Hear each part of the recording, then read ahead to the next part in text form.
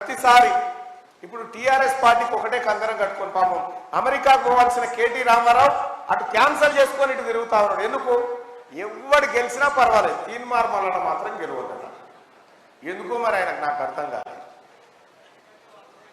ఇప్పుడు కల్వకుంట్ల చంద్రశేఖరరావు గారు, తారక రామారావు గారు వాళ్ళ తాత ముత్తాత ఆ గోరీలకి లేచి వచ్చినా సీనన్న తమ్ముడు విజయాన్ని ఎవరు ఆపలేరు ఈసారి అని తెలియజేస్తా ఉన్నారు.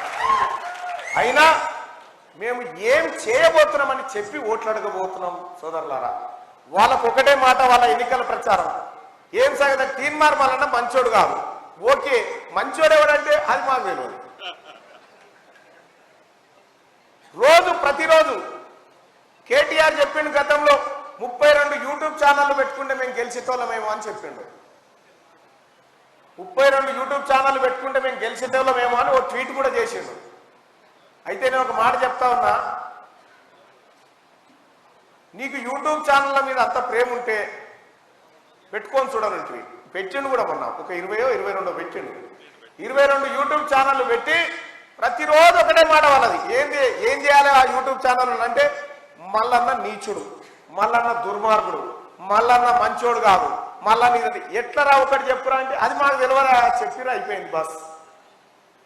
మొన్న తిట్టిండ కేటీ రామారావు వీళ్ళందరినీ 20 మందిని. మీకు ఏం చెప్తే ఏం చేస్తుర్రా? మల్లన్న మీద యాంటీ వీడియోలు తయారు చేయమంటే చేస్తలేరంటే చేస్తున్నాం కానీ జనం నమ్ముతలేరు సార్ అని చెప్తా ఉన్నారంట. తీన్మార్ మల్లన్న రాజకీయాల్లోకి వచ్చి నా ఆస్తులను ప్రభుత్వానికి జప్తు చేస్తా అని చెప్పిన మొట్టమొదటి వ్యక్తిని నేను తీన్మార్ మల్లన్న. ఈ నెల 27 దాకా నేను టైం ఇచ్చిన, ఈ నెల 27 దాకా నేను ఛాలెంజ్ చేసిన.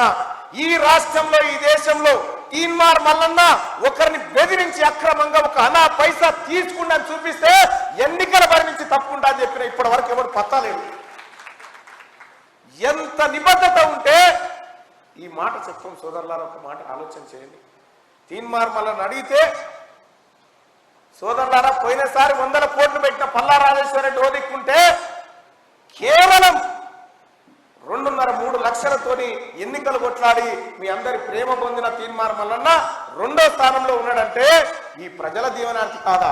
అల్టిమేట్ గా కేటీ రామారావుకు నేను ఒక సూచన చేస్తాను. రెడ్డి గారు మల్లన్న ఒక్క కాంగ్రెస్ పార్టీకి ప్రతినిధిగా మాత్రమే ఉండడు, ఓటేసిన ప్రతి పట్టభద్రుడికి ప్రతినిధిగా ఉంటాడని చెప్పి మీ అందరికి తెలియజేస్తూ, ఇక కాంగ్రెస్ పార్టీ పట్టభద్రులకు, ఉద్యోగస్తులకు ఏం చేయబోతుంది, ఏ అంశాలు ఉండబోతున్నాయి అనేది అన్న పెద్దలు వివరిస్తారు మంత్రి పొంగులేటి శ్రీనివాస్ రెడ్డి అన్న. ఎందుకంటే నేను ఆ సబ్జెక్టులో పోను. ఒక అభ్యర్థిగా మీ ఓట్లు అభ్యర్థిస్తూ ఓట్లు వేయించమని చెప్పి కోరుతూ సెలవు తీసుకుంటాము.